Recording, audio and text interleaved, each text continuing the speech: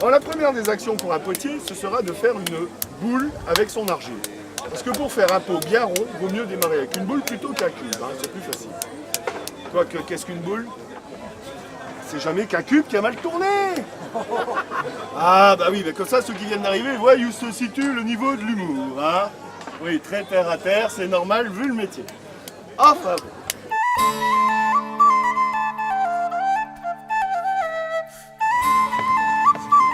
Toujours est-il, quand on sait tout ça, il n'y a plus qu'à se mouiller les mains. On va dire, mais quelle belle histoire d'amour entre le potier et cette argile pour qui la sert ainsi.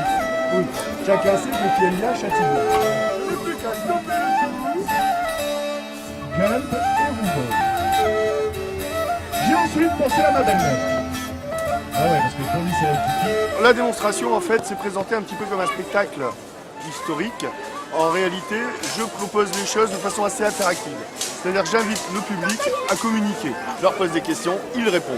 Afin d'obtenir cette fois, mesdames, mesdemoiselles, un joli petit... L'avantage du vase, les filles, c'est qu'on pourra y mettre des... Les gars, vous savez ce qu'il vous reste à faire. Il y a deux ateliers possibles. L'atelier de démonstration de poterie et l'atelier des apprentis de maître potier.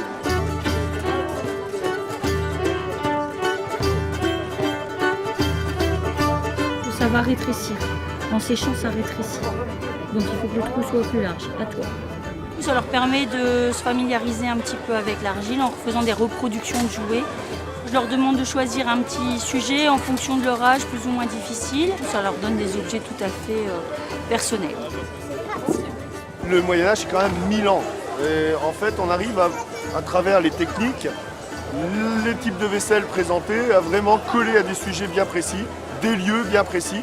Donc on va pouvoir présenter vraiment des thèmes très très différents et s'adapter systématiquement à chaque fois. Bien évidemment, l'adaptation passe aussi par le matériel utilisé et les costumes. Alors en fait, cet objet ici a été retrouvé à Laon. Vous entendez comme elle est très sonore. Vous voyez comme le pied n'est pas de la même couleur que les poteries rouges. Moi, potier flamand, j'utilise l'argile locale de Flandre qui cuit aux alentours de 1000 degrés. Aujourd'hui, j'utilise essentiellement le tour à pied.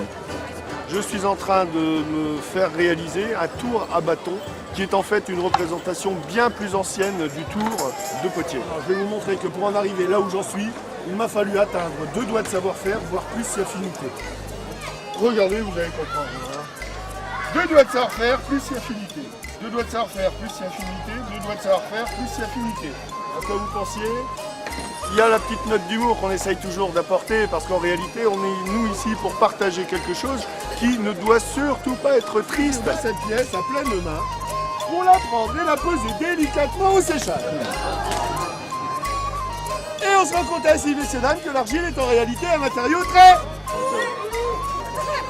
Nous, avant de faire un travail, on exerce déjà une passion. Et on essaye de la communiquer, mais avec le sourire. L'humour doit être le maître mot.